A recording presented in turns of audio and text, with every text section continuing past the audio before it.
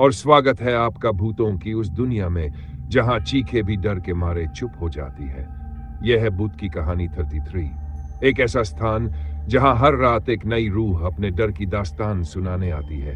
एक ऐसा अंधेरा जहां रोशनी जाने से डरती है, और एक ऐसी खामोशी जहां हर साया कुछ कहता है। तो अगर आप हिम्मती हैं और सच्चे डर से मिलने की चाह रखते हैं, तो दरवाजा बंद कर लीजिए, पर्दे गिरा दीजिए और अपने बिस्तर में इस तरह लिपट जाए जैसे कोई आपको छू न सके, क्योंकि अब आप प्रवेश कर चुके हैं उस जगह जहां से लौटकर कोई वैसा नहीं रहता जैसा पहले था।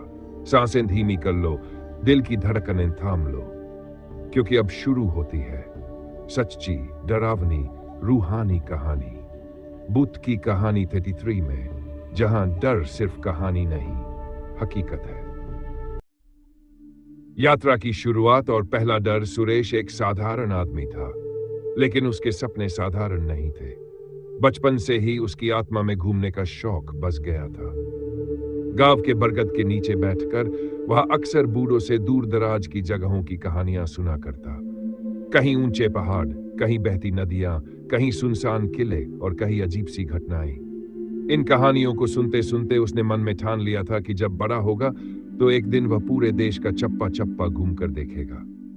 बरसों बाद जब समय और हालात ने मौका दिया, तो उसने अपनी पुरानी सी पोटली बांधी, उसमें 2-3 कपड़े डाले, जेब में थोड़े बहुत पैसे रखे, एक छोटा कैमरा उठाया और घर से निकल पड़ा। उसके चेहरे पर उत्साह था, दिल में उम्मीदें थी और आंखों में वही सपना, पूरे देश की यात्रा। उसकी पहली मंजिल थी उत्तर के पहाड़।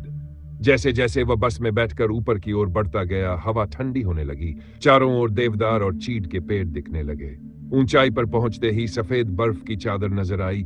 सूरज की किरणें बर्फ पर पड़कर ऐसी चमक रही थी मानो धरती पर लाखों हीरे बिखरे हों। सुरेश की आंखें चमक उठी।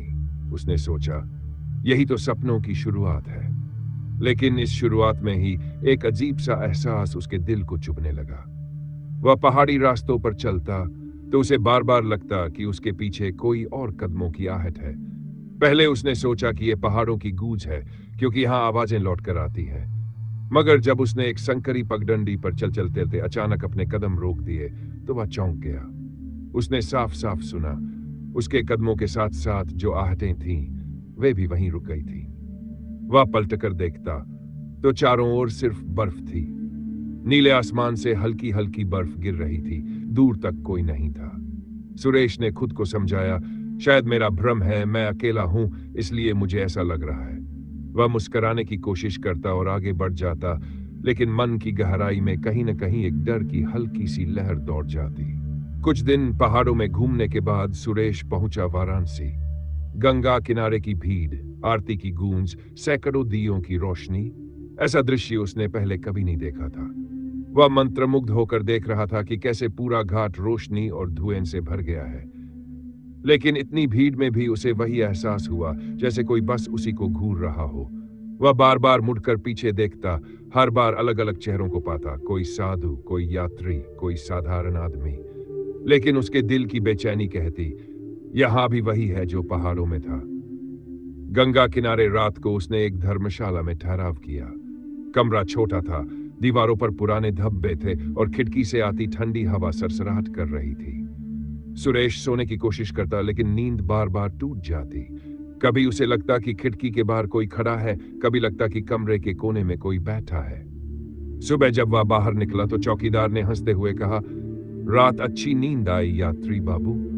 सुरेश मुस्कुराया, मगर मन ही मन बोला, अगर मैं कह दूं कि रात को लगा कोई मेरे कमरे में था, तो यह चौकीदार मुझे पागल समझेगा। यात्रा आगे बढ़ी। अब की बार वह राजस्थान के रेगिस्तान पहुंचा। तपती धूप, दूर दूर तक फैली रेत और बीच बीच में खड़े ऊंट।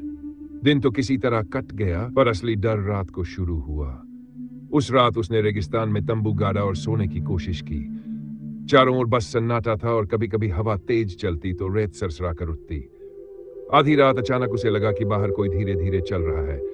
पहले उसने सोचा यह हवा होगी, लेकिन फिर टापो जैसी आवाज गूंजने लगी, टाप टाप टाप। उसका दिल जोर जोर से धड़कने लगा।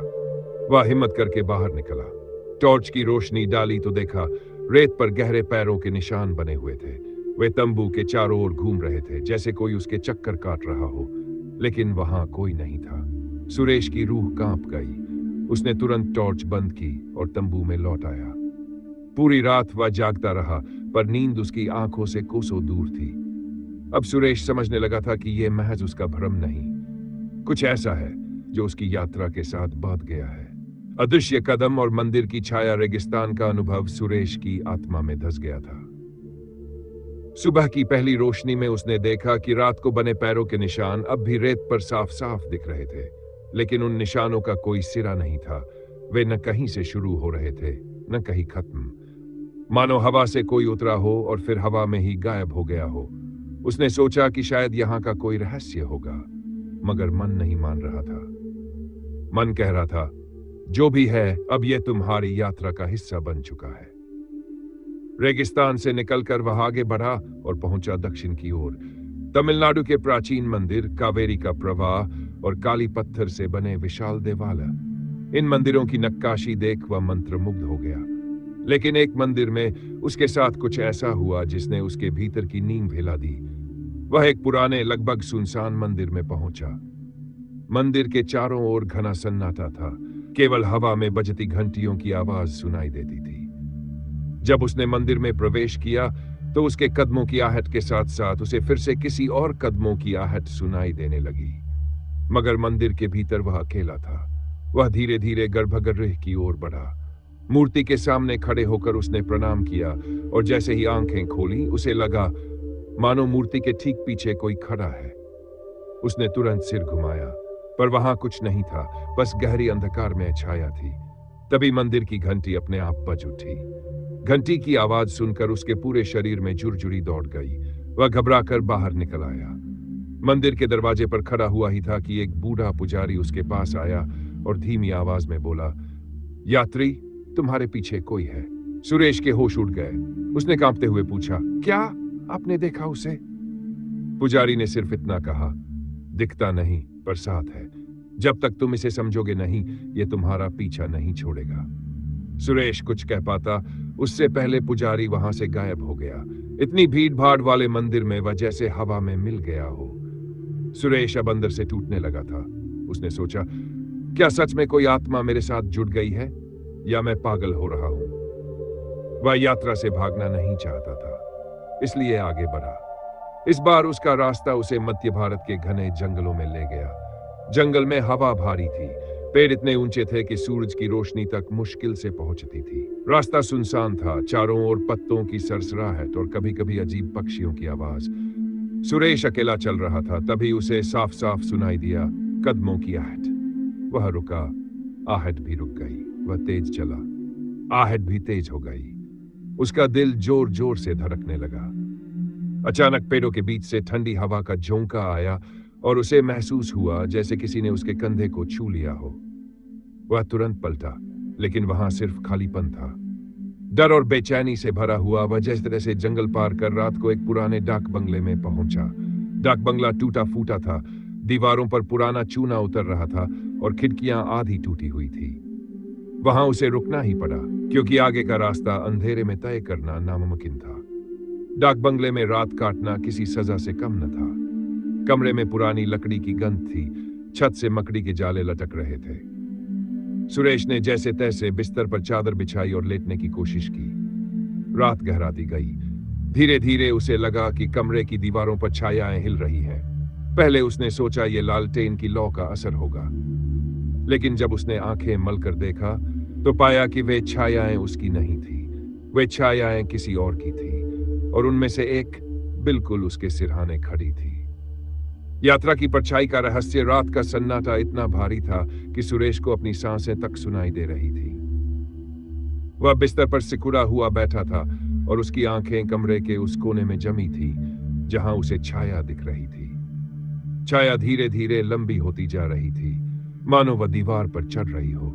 सुरेश ने डरते डरते लालटेन उठाई और उसकी लौ को उस दिशा में किया। पल भर के लिए छाया गायब हो गई। उसका दिल थोड़ा शांत हुआ, लेकिन जैसे ही उसने लालटेन नीचे रखी, उसी क्षण वह छाया सिरहाने खड़ी दिखाई दी। काली, बिना चेहरा, बस दो चमकती आंखें। सुरेश का गला सूख गया। वह चिल्लाना चाहता था, लेकिन आवाज नहीं निकल रही थी। उसका शरीर सुन्न पड़ गया था। छाया धीरे धीरे उसके और पास आने लगी। तभी अचानक कमरे का दरवाजा अपने आप जोर से बंद हो गया। खिड़कियां आपस में टकराने लगी। हवा इतनी तेज चलने लगी कि लालटेन बुझ गई और पूरा कमरा अंधेरे में डूब गया। अब बस वही दो चमकती आंखें दिख रही थी जो सुरेश की आत्मा को भेद रही थी। सुरेश ने कांपते हुए कहा, कौन हो तुम? क्यों पीछा कर रहे हो मेरा? पहली बार उस छाया से आवाज निकली, भारी, टूटी फूटी और गूंजती हुई आवाज। तुम अकेले नहीं हो, तुम कभी अकेले नहीं रहे। जब से तुमने यात्रा शुरू की मैं तुम्हारे साथ हूं और अब सदा रहूंगा। सुरेश की रूह कांप गई। उसने हिम्मत करके पूछा, क्यों? क्यों मेरे साथ? आवाज गूंजी, तुमने उस पहले पहाड़ी रास्ते मुझे जगा दिया था। जब तुमने बर्फ पर कदम रोके थे और मेरी आहट सुनी थी, तब से तुम्हारी आत्मा मेरी परछाई से बांध गई है। अब चाहे तुम कहीं भी जाओ, मैं तुम्हारे साथ रहूंगा। ये यात्रा तुम्हारी नहीं, मेरी है। सुरेश की आंखों से आंसू बहने लगे। उसने कांपते हुए कहा, मुझे छोड़ दो, मैं सिर्फ देश देखना चाहता था। मैंने तुम्हारा क्या बिगाड़ा है? अचानक कमरे की दीवारों से हजारों छायाएं निकलकर उसके चारों ओर घूमने लगी। वह चकरा गया। उसे लग रहा था कि वह किसी अंधेरे भूवर में खिंच रहा है। उसकी सांसें भारी हो गई। तभी दरवाजे पर दस्तक हुई। सुरेश ने हिम्मत जुटाकर दरवाजा खोला। बाहर वही बूढ़ा पुजारी खड़ा था जिसे उसने मंदिर में देखा था। पुजारी ने धीमी आवाज में कहा, मैंने तुम्हें चेतावनी दी थी। यह परछाई कोई साधारण आत्मा नहीं, यह यात्रा की आत्मा है। जो भी अकेले लंबी यात्रा करता है, यह उसके साथ बंध जाती है। इसे कोई भगाया नहीं जा सकता, बस इसे स्वीकार करना पड़ता है। सुरेश ने डरी हुई आंखों से पूछा, क्या अब मेरी जिंदगी भर यही मेरे साथ रहेगा? पुजारी ने आंखें बंद की और कहा, हाँ, अब यह तुम्हारा साया है, तुम्हारा स्थायी साथी। इतना कहकर पुजारी हवा में गायब हो गया। सुरेश ने चारों ओर देखा। छायाएं धीरे धीरे पीछे हट गई, लेकिन वह परछाई अब भी वहीं खड़ी थी, कमरे के कोने में उसकी तरफ देखती हुई। सुबह की पहली किरण खिड़की से भीतर आई। सुरेश बाहर निकला। यात्रा का अगला पड़ाव उसका इंतजार कर रहा था, लेकिन अब वह जान चुका था कि यह यात्रा सिर्फ जगहों की नहीं, बल्कि डर और अंधेरे की भी है। जहां जहां वह जाएगा, वहां वहां यह परछाई उसके साथ जाएगी। वह अकेला यात्री नहीं था, अब वह एक परछाई वाला यात्री बन चुका था। उस दिन से लेकर आज तक जिसने भी सुरेश को यात्रा करते देखा, सबने कहा, यह आदमी अकेला नहीं चलता, इसके साथ कोई और भी है। और सुरेश बस मुस्कुराकर चुप हो जाता। समाप्त।